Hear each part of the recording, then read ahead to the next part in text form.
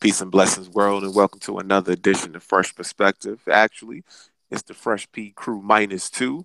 It's just me and the Blueprint right now. We're going to talk about a sport that's near and dear to both of our hearts.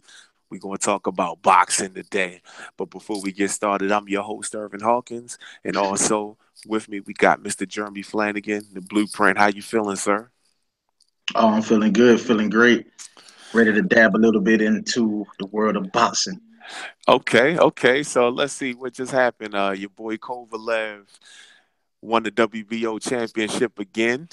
How you feel? How'd you feel about that fight? Well, Sergey Kovalev, those of you who I'm gonna bring you up to par with Sergey Kovalev. Kovalev before DeAndre Ward, Kovalev was seen as uh, the monster in the division, right? He was the monster in boxing, uh, beating Bernard Hopkins and knocking out everybody, right? At a point in time to where he had guys afraid of him.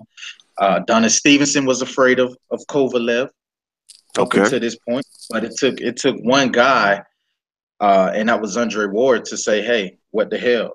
I'll move up from 168 to 175 and face Kovalev." And he faced him twice, beat him twice. Kovalev still was the top the top runner for the WBO, which he had a shot against Shabransky on this weekend for the vacated title, and he was able to beat Shabransky.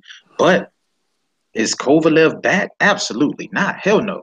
I didn't learn nothing from Kovalev in this fight in particular, besides this fight being put together for Kovalev to be to get an easy victory. He got an easy victory in this fight. It didn't show us anything. It didn't tell us that Kovalev's back. We need to see Kovalev against top quality competition, and he has to defend that WBO title So who would you say against that top talent that he needs to face? Who does he need to face and beat for you to say Kovalev is back? Dmitry Bivol. Uh, Dmitry Bivol. You got guys who just moved up to 175. Badu Jack, with Mayweather Promotions, who won a title at 175 with the WBA by defeating Nathan Cleverly.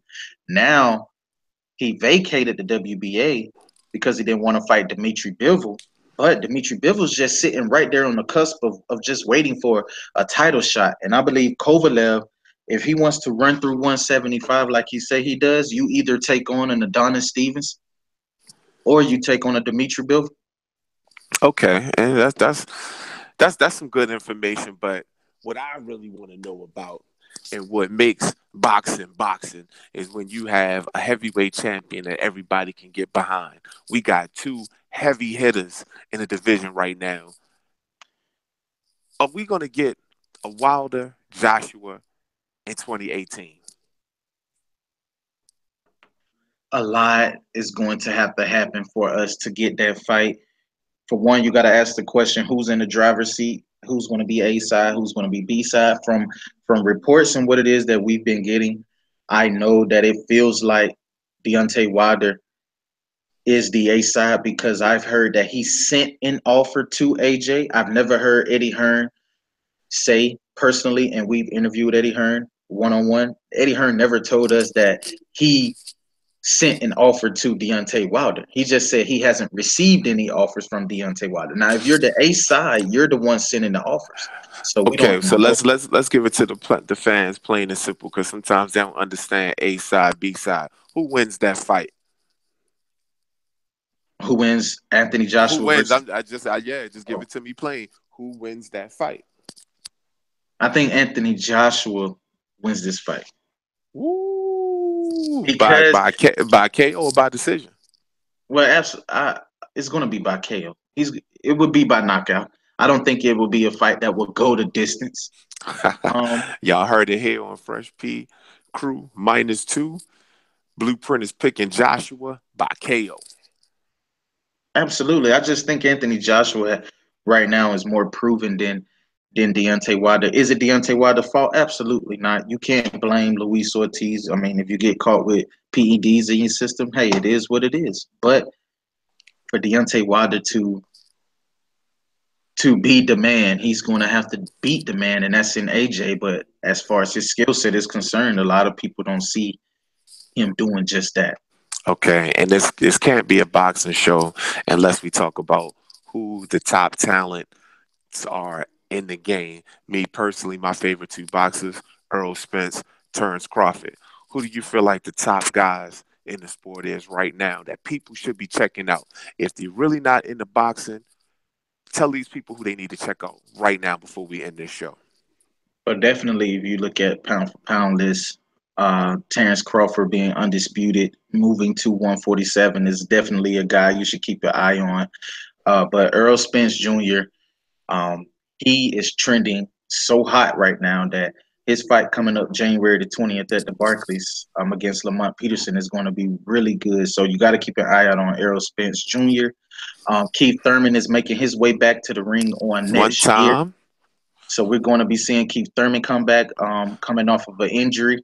So we look forward to seeing him on next year, and just that. And then you got the Charlo twins, who everybody should be put on notice about, Jamel and Jamal, who are very dangerous in the middleweight division, who we have to keep eyes on. And it's a lot. You got a lot of up and comers. At 130, 135, and Devin Haney Jr., Gavante Davis, Tevin Former. You got a lot of those guys who are making noise right now, who we need to keep eyes on as well.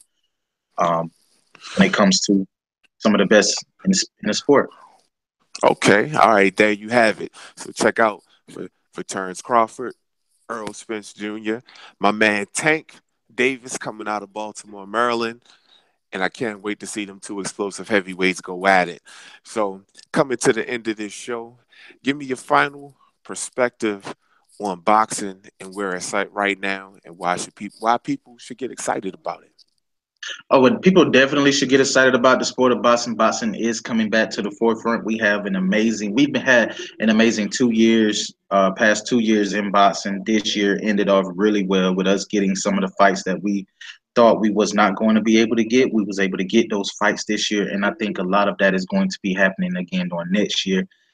Shout out to Bob Arum and Al Heyman for bringing TV deals back. Oh, and Oscar De La Hoya for bringing TV deals back to primetime television. That's going to help out a lot.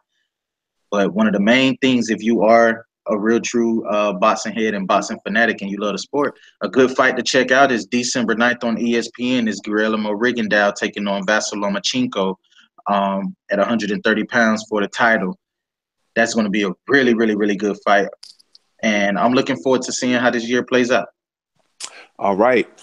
Once again, you're watching Fresh Perspective. This is our boxing segment. Thank you for tuning in. Hit the like button, hit the follow button, tell a friend, show them the show. Thank you very much. Peace and blessings.